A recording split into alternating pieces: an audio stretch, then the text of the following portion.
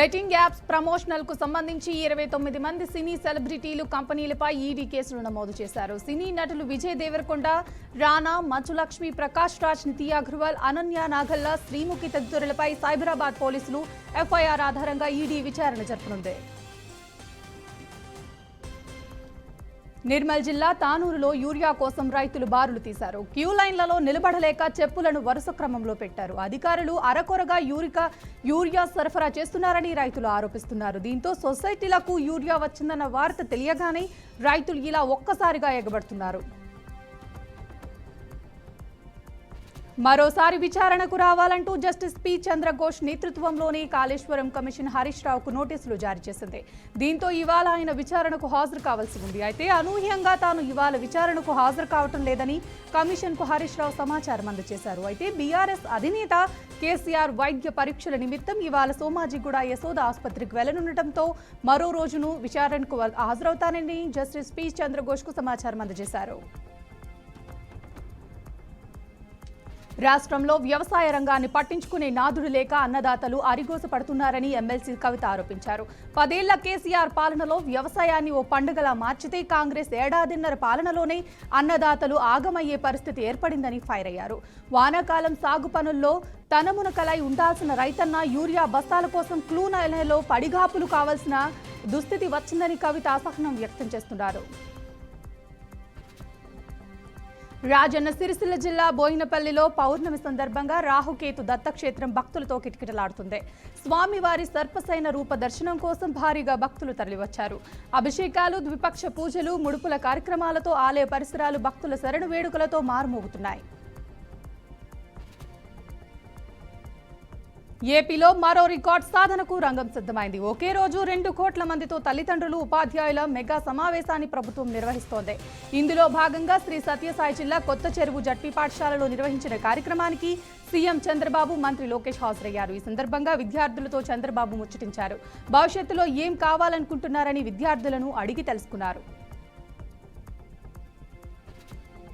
ఏలూరు జిల్లా వంగాయగూడెంలో cancer hospital ఎదురుగా ఉన్న సుష్మిత ట్రేడర్స్ ఫర్నిచర్ గోడౌన్లో భారీ అగ్ని ప్రమాదం సంభవించింది. ఒక్కసారిగా భారీగా మంటలు ఎగిసిపడటంతో స్థానికులు భయభ్రాంతులకు గురయ్యారు. మంటల కారణంగా సమీప ప్రాంతంలో భారీగా పొగలు వ్యాపించాయి. అగ్నిమాపక సిబ్బంది 4 ఫైర్ ఇంజిన్లతో మంటలను అదుపు చేశారు. షార్ట్ సర్క్యూట్ కారణంగా ప్రమాదం జరిగిందని అధికారులు తెలిపారు. తూర్పుగోదావరి జిల్లా కొవ్వూరులోని ఈఎస్ఐ హాస్పిటల్ను ఎమ్మెల్యే ముప్పిడి వెంకటేశ్వరరావు ఆకస్మికంగా తనిఖీలు చేశారు. మౌలిక వసతులు, సిబ్బంది పనితీరు పరిశీలించారు. విధుల్లో అలసత్వం ఉపేక్షించబోమని హెచ్చరించారు. సిబ్బంది కొరత, సదుపాయాల లోపాలను గుర్తించి త్వరిత పరిష్కారం కోసం చర్యలు తీసుకుంటామని తెలిపారు. మున్సిపాలిటీ కార్మికులు, చిరు వ్యాపారులకు ఈఎస్ఐ కార్డులు జారీ చేసి అత్యవసర చికిత్సకు ఉపయోగించేలా అధికారులకు సూచించారు. పశ్చిమ గోదావరి జిల్లా భీమవరంలోని మావుల్లమ్మ దేవస్థానంలో ఆషాఢ పౌర్ణమి సందర్భంగా అమ్మవారు శాకాంబరి అవతారంలో దర్శనమిచ్చారు. పండ్లు, కూరగాయలతో చేసిన అలంకరణ భక్తులను ఆకట్టుకుంది. భక్తులు అమ్మవారిని దర్శించుకుని ఆయురారోగ్యాలు, సుఖ సంతోషాలు ఉండాలని కోరుకున్నారు. దేవస్థానం దాతలు భక్తుల సహకారంతో వివిధ రకముల పండ్లు, కూరగాయలతో అమ్మవారి అలంకరణ ఏర్పాట్లు జరిగింది అని ఆలయ కమిషనర్ తెలిపారు.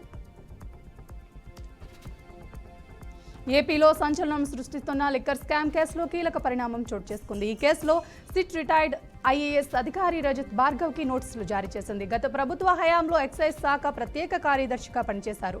కొద్ది నెలల క్రితం రిటైర్ అయ్యారు. అయితే ఆయనకు నోటీసులు జారీ చేసింది. రేపు విచారణకు రావాలని నోటీసుల్లో తెలిపింది. ప్రధానమంత్రి నరేంద్ర మోదీ విదేశీ పర్యటన ముగించుకుని తిరిగి భారత్ చేరుకున్నారు. ఆయన 8 రోజుల పాటు 5 దేశాల్లో పర్యటించారు. ఇందులో Ghana, Trinidad and Tobago, Argentina, Brazil, Namibia దేశాలు ఉన్నాయి. ఈ పర్యటనలో భాగంగా ఆయన బ్రెజిల్లో జరిగిన 17వ బ్రిక్స్ శిఖరాగ్ర సమావేశంలో పాల్గొన్నారు. అలాగే ఈ పర్యటన సమయంలో ప్రధాని మోదీ ద్వైపాక్షిక సంబంధాలు జలపరిచే దిశగా ఆర్థిక సహకారాన్ని ప్రోత్సహించేందుకు, గ్లోబల్ సౌత్లో భారతదేశ ప్రభావాన్ని పెంచేందుకు దృష్టి సారించారు. బంగ్లాదేశ్ మాజీ ప్రధాని షేక్ హసీనాకు సంబంధించి వార్త మరోసారి హల్చల్ చేసింది. విద్యార్థులు ఉద్యమం చేస్తున్న సమయంలో వాళ్లను కాల్చి చంపేయాలని షేక్ హసీనా భద్రతా దళాలకు ఆదేశాలు ఇచ్చినట్లు బీబీసీ తన నివేదికలో వెల్లడించింది. ఈ నేపథ్యంలోనే బంగ్లాదేశ్ తాత్కాలిక ప్రభుత్వం మరోసారి భారత్కు విజ్ఞప్తి చేసింది. మనస్సాక్షి ప్రకారం షేక్ హసీనాను అప్పగించాలని కొత్త అభ్యర్థన చేసింది. నైతిక విలువలను కట్టుబడి అప్పగించాలని కోరింది. ఉత్తర భారత వాసులను భూకంపం వణికించింది. దేశ రాజధాని ఢిల్లీ, ఎన్సీఆర్ సహా పలు ప్రాంతాల్లో భూ ప్రకంపనలు సంభవించాయి. కొన్ని సెకండ్ల పాటు భూమి కంపించడంతో ప్రజలు తీవ్ర భయాందోళనకు గురయ్యారు. రిక్టర్ స్కేలుపై భూకంప తీవ్రత 4.4గా నమోదైంది. హర్యానాలోని గజ్హర్కు ఈశాన్యాన 3 కిలోమీటర్ల దూరంలో 10 కిలోమీటర్ల లోతున భూకంప కేంద్రం ఉన్నట్లు జాతీయ భూకంప కేంద్రం వెల్లడించింది. అమెరికా అధ్యక్షుడు డొనాల్డ్ ట్రంప్కు మరోసారి ఇరాన్ నుంచి బెదిరింపులు ఎదురయ్యాయి. ఇటీవల ఇరాన్ అణు కేంద్రాలపై అమెరికా దాడులు చేసిన నేపథ్యంలో ఇరు దేశాల మధ్య ఉద్రిక్తతలు చోటు చేసుకున్నాయి. ఈ సమయంలోనే బెదిరింపులు రావటం ఆందోళనను రేకెత్తిస్తుంది. ఈ క్రమంలోనే ట్రంప్పై ఏ క్షణంలోనైనా దాడి జరగొచ్చని ఇరాన్ సీనియర్ అధికారి జావద్ లారిజానీ హెచ్చరించారు. సన్బాత్ చేసే సమయంలో డ్రోన్తో అటాక్ చేయవచ్చని బెదిరింపులకు పాల్పడ్డారు. అమెరికాలో వరదలు బీభత్సం సృష్టిస్తున్నాయి. టెక్సాస్ రాష్ట్రంలో గత వారం వరద విధ్వంసం సృష్టించగా తాజాగా న్యూ మెక్సికోలోని రుయిడోసోలోనూ ఆకస్మిక వరదలు ముచ్చెత్తాయి.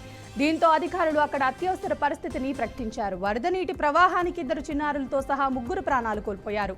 వరదల్లో అనేక మంది ప్రజలు చిక్కుకుపోయారని మేయర్ లిన్ కాప్రోడ్ తెలిపారు.